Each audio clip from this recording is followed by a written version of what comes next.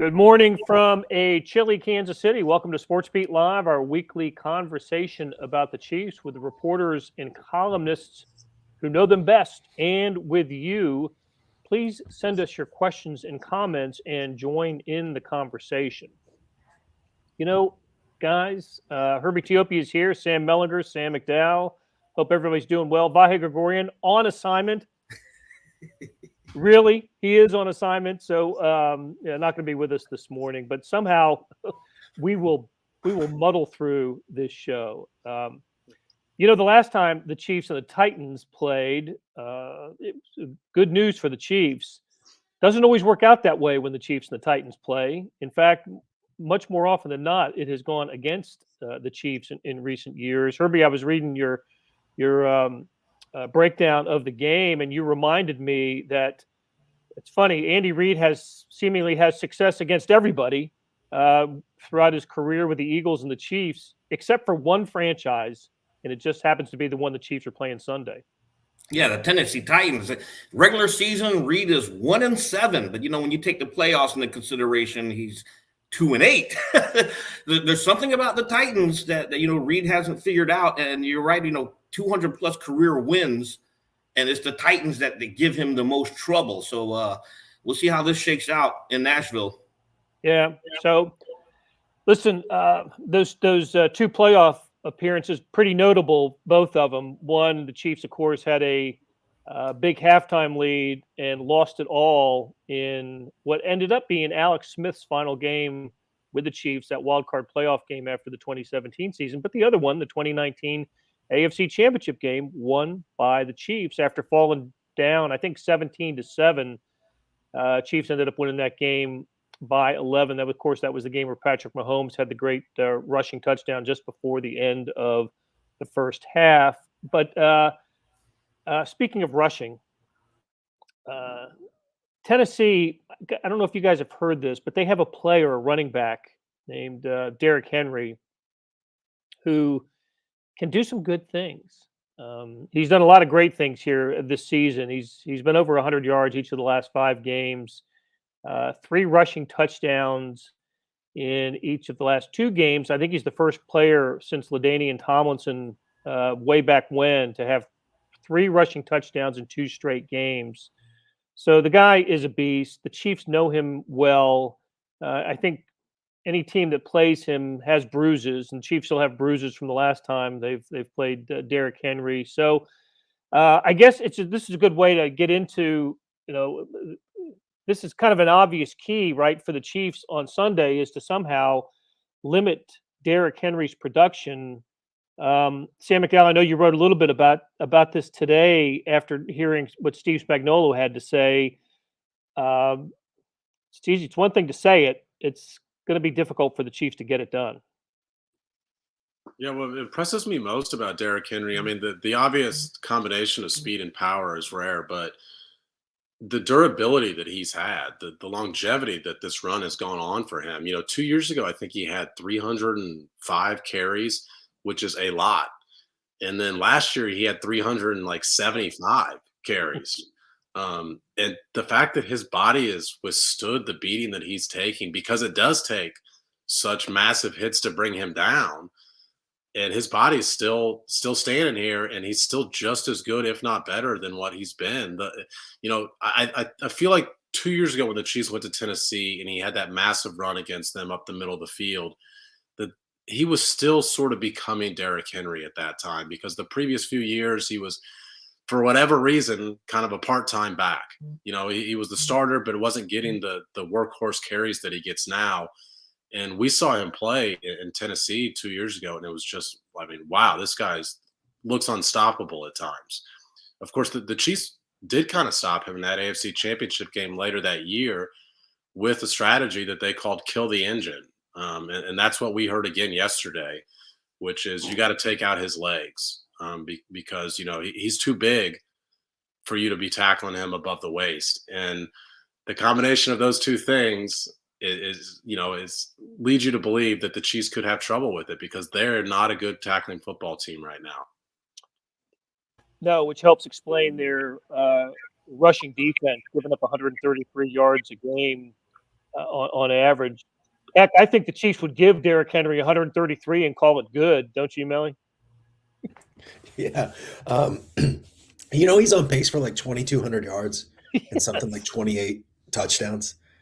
It's just insane. You talked. I think Valeri said it's the obvious key, and I guess this is the obvious key within the obvious key. But I think he's gonna be great, right? But you just have to stop him from being legendary.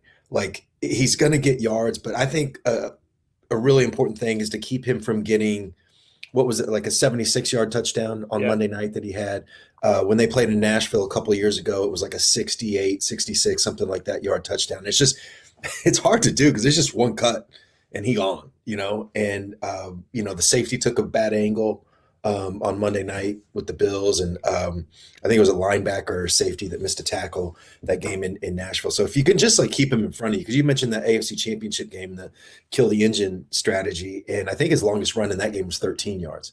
And so, look, he's going to get first downs and he's going to move the ball and he's probably stiff arm somebody at some point. But if you just sort of keep him in front of the safeties and keep him from breaking a long one, I think that's a win. You got to take him down. That you mentioned kill the engine. Of his 700 plus yards rushing, 587 of it come after initial contact. You put that number in perspective, that alone would lead the league in rushing right now. Nick Chubb has like 530, and that's with contact. You got to get this guy down. I mean, 587 yards after contact is just insane. And the Chiefs defense, obviously, as we know, has had their issues with tackling. And, this week, they're going to have to come up with a quick fix against Derrick Henry.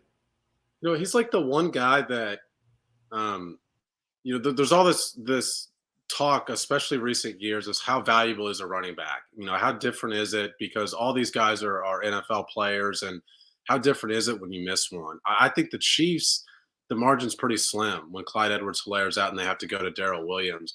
Derrick Henry is like the one guy who he's such a game changer that I think even the never draft running back in the first round guys are like, well, if that guy was there though, that might be different. I just think he's so far above everyone else who's playing that position right now. He's a throwback, like with McDowell aside, because he's still in his 30s. But, for us who are men of a certain age, 40 and above, you remember those guys, those Eddie George, Adrian Peterson in his prime. These are the guys that you just feed, regardless of what. If it's 3rd and 10, you're still feeding these guys. And you watch Derrick Henry, you think of football in the 80s and the 90s, those running backs that would just get the ball consistently and just rip off chunks of yards. If you love old school football, you gotta love Derrick Henry. I go back farther than that, Herbie. I think he reminds me of Earl Campbell. Just the strength with which he runs, and listen, even folks older than me would say Jim Brown, because look, you just couldn't bring him down with one guy. So this plays into what the Chiefs injury report, which we usually get to, but now with Anthony Hitchens seemingly, do we think he's going to miss the game with the triceps problem? And what do the Chiefs do at linebacker? Because when we're talking about rushing defense, certainly it starts up front and trying to plug some holes, but this game is a linebacker game on defense, and we know that the Chiefs have had all kinds of problems at that position. So let's start with what Anthony Hitchens, where he is physically, and then what the Chiefs might do with or without him against Derrick Henry and the Titans. Well, Hitchens and Sam McDowell and I were out there at practice these last 2 days, and he appeared yesterday with a brace. He had his arm up in the sling, and 2 straight days of not practicing an arm in a sling does not bode well for his availability Sunday against the Titans. The Chiefs do have options there. You got Ben Neiman, you've got Willie Gay Jr., you've got Nick Bolton, and those guys are your starters in the base. Dorian O'Daniel, your special teams guy. But, I think they're probably going to end up pulling up Darius Harris from the practice squad to bolster some depth there at the linebacker position. And he's not the only injury they're dealing with. Tyreek Hill and Joe Tooney did not practice these past 2 days, but I think what the Chiefs are going to do is going to mirror what they did in Week 6 when they didn't practice the first 2 days, but they returned on Friday. So you're probably going to see these guys out on the field. The last injured person is Michael Burton. He didn't practice either. He's got a left pec strain. And Kelsey's a little banged up, but he met the media yesterday, so he's not banged up enough that that he would disqualify him from speaking to reporters. Which usually doesn't take much, Blair. So he must be feeling pretty good. Right. All right, but let's talk about the linebackers. To me, you need speed and strength here. And when I look at the linebacker crew, that to me is Nick Bolton and Willie Gay Jr. But they are the least experienced of the linebackers. They're the ones that would be most susceptible, I would think, to play action, passing, which the Titans do well with Ryan Tannehill. I mean, we have to mention that is absolutely a part of their game, and I think the Titans can take advantage of inexperienced linebackers. But I don't know. I don't see them with an opportunity to slow down Derrick Henry unless you've got these these fast physical linebackers in Bolton and Gay. What do you guys think? Yeah, I mean, just sure tacklers too. But Blair, I Right. think you mentioned the most important part, which is the play action. I mean, the Titans do so much damage with Ryan Tannehill and play action. He sells it really well, and also everybody falls for it because they're trying to stop Derrick Henry. But they've got two good receivers now. We'll see if the health status of AJ Brown and Julio Jones, but they've got some guys you have to account for. So I think that the play action part with two young linebackers is going to be the most difficult adjustment that those two guys are facing this week, particularly Willie Gay, who's still working his way back from injury, didn't play a lot of snaps last year, only played 18 snaps last week in his second game back. He just hasn't had a lot of NFL action, and I don't think he's probably seen play action that's as good as what he's going to see on Sunday.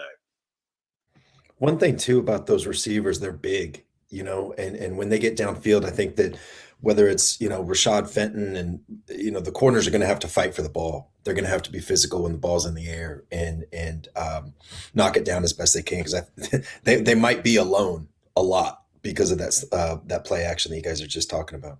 Yeah, and something else to that point that Steve Spagnuolo mentioned yesterday during his availability was the size of those wide receivers makes them really good blockers as well. And a lot of times Derrick Henry gets into the secondary, so you're relying on your cornerbacks and safeties to get off blocks.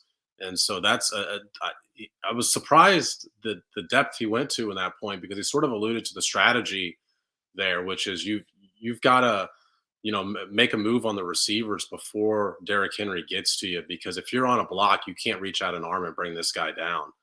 So that's why so often when Derrick Henry gets into the secondary, it's usually 60, not just 20.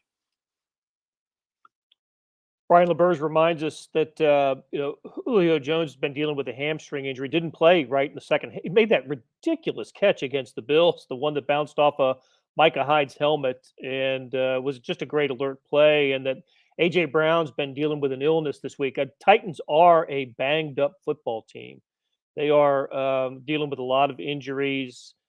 Chiefs have a few, but the Chiefs looks like they're going to get a couple of players back, and that has an impact on this defense, doesn't it, Herbie? Yeah, absolutely. And the two big ones, obviously, are Chris Jones and Charvarius Ward. Jones has missed 2 straight games, but he's practiced his last two days. He's been limited, but they're probably just taking it easy on him as he gets his conditioning and his football shape back in the form there. Charvarius Ward has not played since week 2.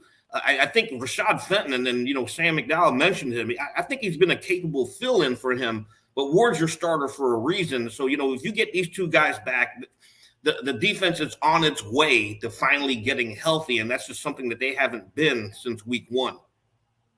I wonder who's going to start there, to be honest, because Fenton played really well against Washington, like one of their best cornerback games of the season. And I think he played well enough to earn a start. And Charvarius Ward's coming back, and obviously him and L'Jarius Sneed are your two outside cornerbacks in base defense. Sneed's moved to the inside with Hughes, and I think Hughes and I think Fenton and Ward are your two outside guys when there's three receivers out there. But in that base defense, I wonder if we're going to see Fenton play some more snaps. And, they could sort of use the excuse of they're trying to ease Ward back into things. Like Herbie said, he hasn't played since week 2. But I think Fenton has earned the right for some more playing time right now. All right, how about Chris Jones? Is this the return of Chris Jones? Does he return to the position he's been playing this year, or to his original inside position? And is this if there is thought of Chris Jones going to tackle, is this the right opponent for that to happen?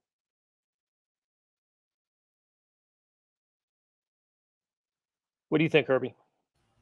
Well, I think they're probably going to end up keeping him on the outside. Here's the key thing, and when I always think about this, they entered this offseason after they got Jaron Reed. Everything they've installed since OTAs and training camp has been with Chris, with Chris Jones on the outside in mind. And when you specifically ask Spagnuolo or even Andy Reid, what are they going to do about moving Chris Jones in the inside? We always get the we'll see, or we're not at that point yet. So to answer your question, if he does play more snaps inside, we'll see. But it does make sense to put him in there, though. If Henry's your in between kind of in between the tackles kind of runner, you'd want one of your best defensive players in position to make the play. And in my opinion, that means Chris Jones inside as opposed to left defensive end, because they might run away from him. Yeah.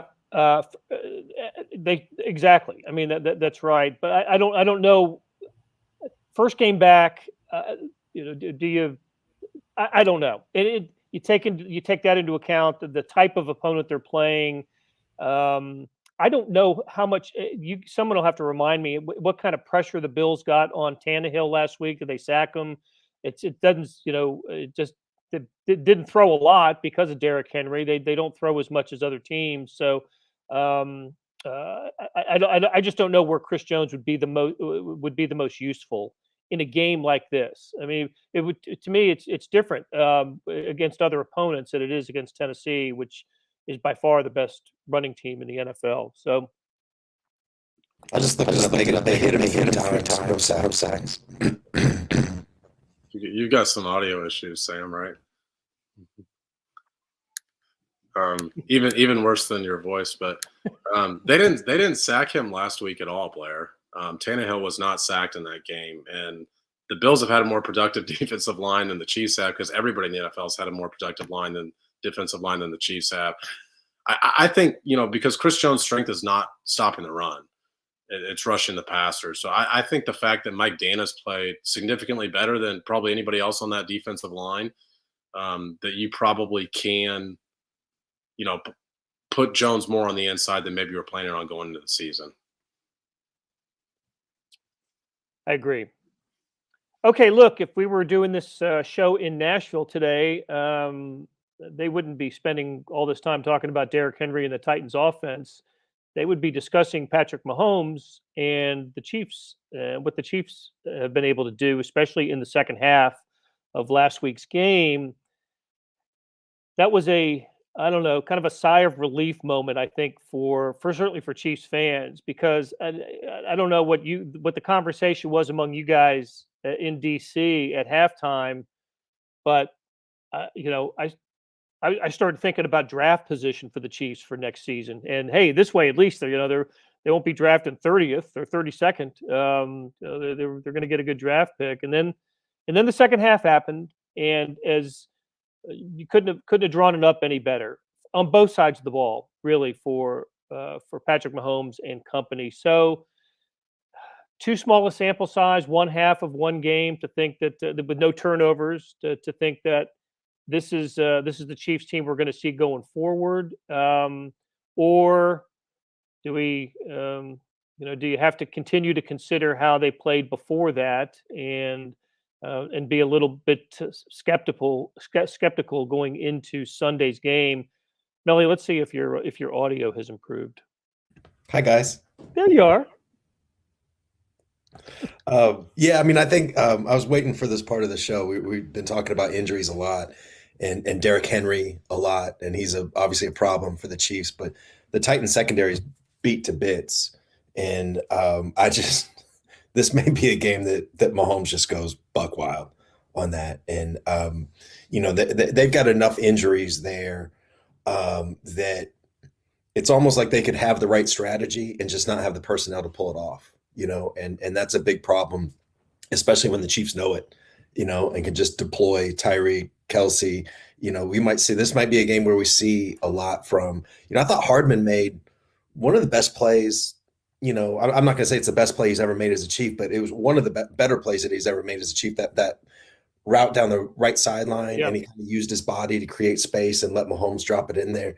I just think they might get things going a little bit more than they have. And they've been scoring at an outrageous rate. It's just been the turnovers, right? So, I think that this might be a game where we see him break out a little bit. Also on that Hardman play, the reach that he had on the ball, he had to extend to get it. I thought that was a nice part of the play as well. And Kelsey said as much yesterday, did he not? That he's not worried about the offense and everything. Everything's going well except the turnovers. They're moving the ball. They're scoring. Aren't they still? In certain analytics atop the NFL? And was it points? Is it points per drive? Yeah, points per drive. Although I think the Bucs overtook them in offensive DVOA on Football Outsiders this last week, but a lot of metrics have them still as the best offense in the league. And that includes all the turnovers. It's so weird to say this, but I don't see the turnovers as this trend that's going to carry through these 17 weeks, even though it's carried through this last month. The evidence suggests, well, they're turning the ball over 3 or 4 times every game. So they're going to continue to turn the ball over. I just don't see the way they're turning the ball over as something that's, like I said, an alarming trend that they're going to have to be dealing with in a month from now. But I said the same thing last week, and then they turned the ball over 3 times in the first half. So, Mahomes is not taking more chances than what he's taken in the past. That 8th interception, the most recent one, I think is, the outlier in all this, because that was just a really weird decision. But otherwise, his decision-making process has been pretty good. So I don't see this as something that we're going to be talking about every week, even though we've talked about it every week so far. I think what's weird about that is if this was 2018, I think we would look at this as just the natural progression of a young quarterback, and they're going to have some turnovers and whatever. But every year, including Patrick Mahomes, and this isn't going to surprise anybody, but the Alex Smith years before that, but every year that Andy Reid has been the coach here, the Chiefs have had a better than league average turnover rate. And I think maybe this is just a different way of saying what Sam just said, but I still trust that more than 6 games, actually 5 games. So I don't think they had any turnovers in the opener against Cleveland. It's kind of the same group, and look, when flukes keep happening, maybe they're not flukes, but I still, like Sam said, the 2nd interception at Washington and then the one in Baltimore are just egregious, stupid, can't do it. But the rest of them kind of weird, and some of that's just like sort of the natural when the bullets are flying sort of chaos of the NFL. I think I saw this, that in the last 20 years or something like that, the only team with a better points per possession number than the Chiefs this year was that 2007 Patriots team. So you'll take that. Yeah. That team went undefeated during the regular season. Yeah. So I think they're fine too. They're at a better points per possession than they were in Mahomes' MVP year. I mean, they're at better points per possession than they were in the Super Bowl year. And again, this is with the turnovers factored in there. I really think the Chiefs losing games has prompted a lot of people to talk about the way they're being defended, because it is different. It's the stuff that the Bucs were doing. Everybody knew that was going to come because the Bucs shut them down. And there's this sort of, implication that it's working because the Chiefs are 3-3, but the Chiefs are moving the ball just fine. The whole point of that defense is to force the Chiefs to make more plays and then hope that they make a mistake. And the Chiefs have just made some mistakes that is uncharacteristic of them. If they just remain patient and take a 10 play drive, they're fine. I mean, their offense can move the ball fine. There has not been a defense yet that has just been able to stop them on their own.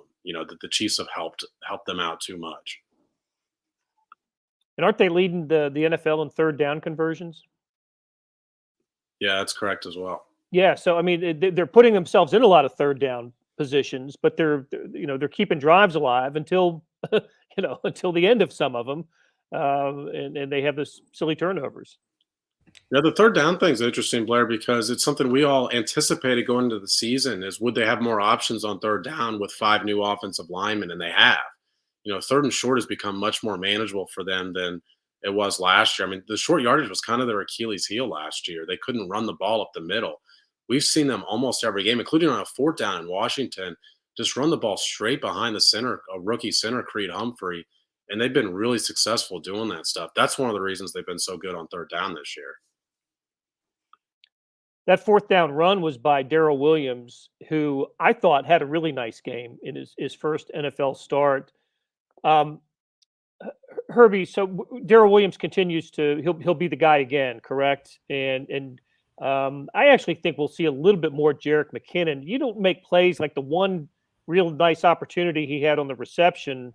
It was a third and 4, and he picks up the first down because he second efforts it as well as he did. I got to think he's earned a few more attempts as well. Yeah, surprising power from Jerick McKinnon on that play there. Put the shoulder down and driving in there for the first down on the left sideline.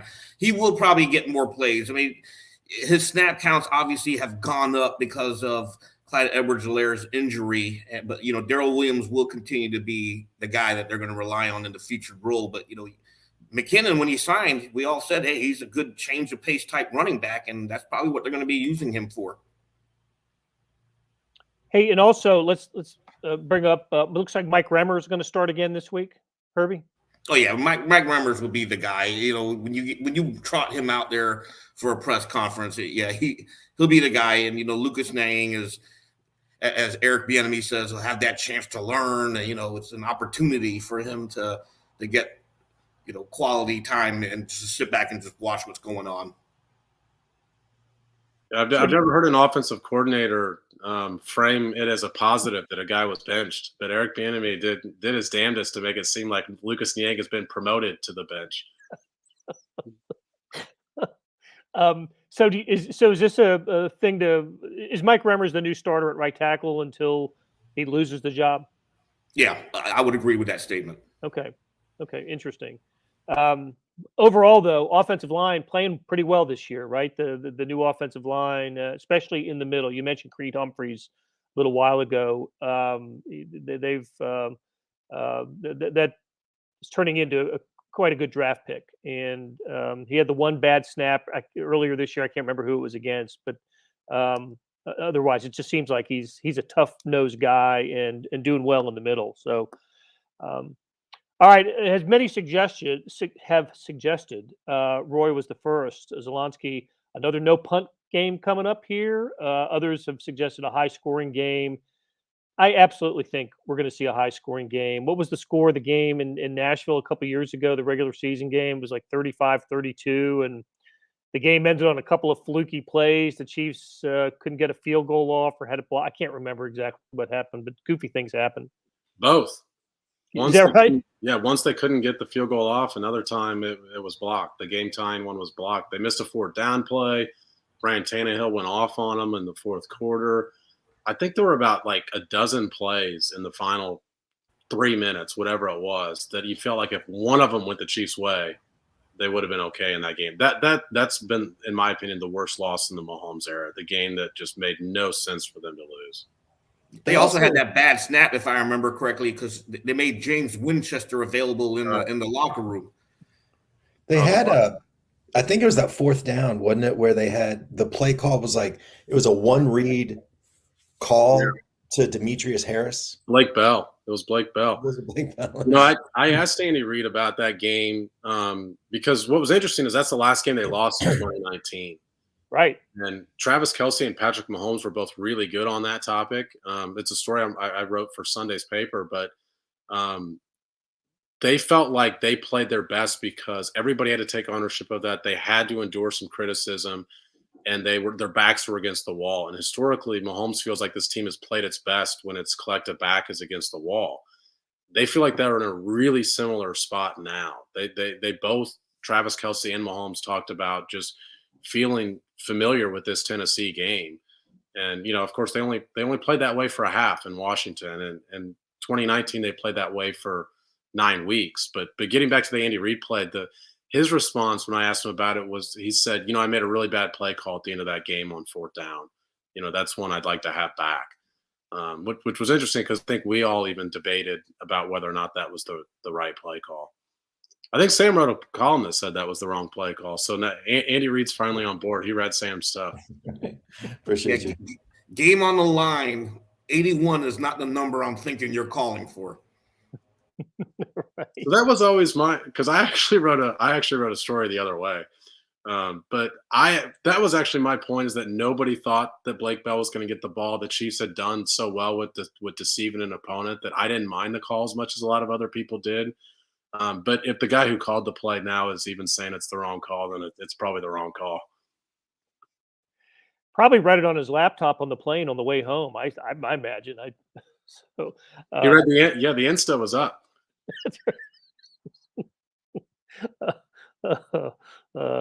Listen, Tennessee played Monday night, right? So the short week for the Titans, that's a factor. I think they have more injuries to deal with, especially in the secondary, as Sam McDowell mentioned earlier. That's going to play a factor in this game. I was half kidding, but I'm serious. If the Chiefs can hold Derrick Henry to somewhere around the average of what the Chiefs give up rushing in a game, I think that bodes well for the Chiefs as well, and take their chances with Ryan Tannehill as the guy that's going to try to beat them. Would everybody here pick the Chiefs if you had to do it for the game? Because I think I would. I think I'd pick them by field goal or 4. Yeah, I think so. Same spot, Blair. I think it's a close game, but I pick the Chiefs. I'll go the opposite direction. I'm taking the Titans. Well, they were listen, that Bills victory opened my eyes. I didn't think they were going to go get that one. They were impressive, and for Tennessee, this is a statement game for them. They win on Sunday. They will have beaten the 2 teams in the AFC Championship game last year. They're already going to win the division. They're the first obvious winner of a division this year. That division's crap, the AFC South. So they win this game. They're thinking about what their seeds, playing for number 1 seed, I think, in the AFC. So, but if the Chiefs win, look, they go over 500, and with the Giants coming to Arrowhead, the lowly Giants coming to Arrowhead the following Monday, and Chiefs are back on track, but maybe. One guy that's I'm hearing the voice of Randy Kovitz in my head all week, and Randy's seen a lot of football and he's covered a lot of NFL seasons. And one thing he always talked about is the momentum of a schedule and how the wins of that schedule can sort of guide a season left or right, up and down. And I always think about that because there's been times I think that's the dumbest thing, but it turns out to be true, And so I'm starting to listen to that a little bit more. And I just wonder if you have a win like that on Monday night, and now you have a short week to prepare for another game. I don't know. I think the human nature, human tendency, I think it's hard to get up and do that again, sort of on short notice. That's what I'm thinking about this week. I also like Chiefs on the road. Check out their road record over the last few years. It's better than their Arrowhead Stadium record, which is something. So, all right, guys, that's going to do it for us. Lyle Harris, great comments. Ron Locklear, thanks for checking in from Germany. What is it, about 4 p.m. there? Thanks to Sam Mellinger, Sam McDowell, and Herbie Tiopi for lending their expertise. Big thanks to Candy Bolton and Marcus Dorsey, who produced today's show, and Marcus is going to do the podcast later today. We will talk to you again on Sunday afternoon, sometime between 5 and 5:30, after the Chiefs play the Tennessee Titans in Nashville. Until then, thank you very much.